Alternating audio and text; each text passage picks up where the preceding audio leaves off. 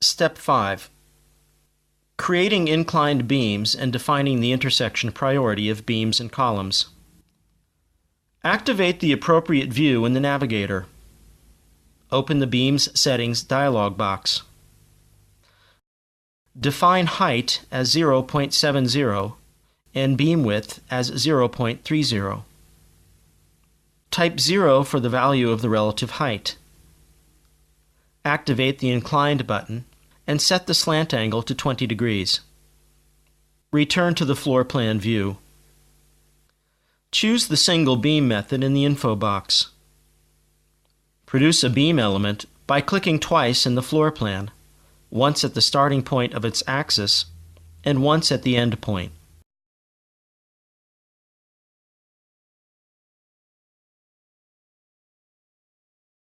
Activate the Marquee tool in the toolbox. Draw a selection rectangle around the previously created beam to visualize this part of your project.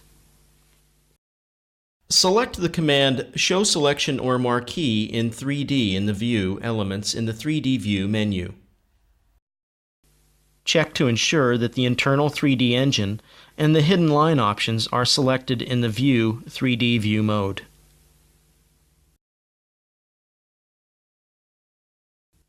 Click the View 3D View Mode 3D Projection Settings command. Select the parallel projection and choose the side view.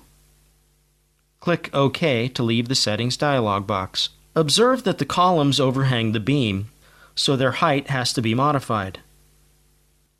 Select the first column and click again to open the PET palette. Select the Stretch Height with Fixed Angle option and stretch the column until the top of the element intersects with the inclined beam. Repeat these steps for all of the rectangular columns. When beams cross walls or columns, you can set the priority of the intersection that affects the appearance. The element with lower priority will be cut in 3D, which means that the intersection part will be removed. The higher priority element will remain intact.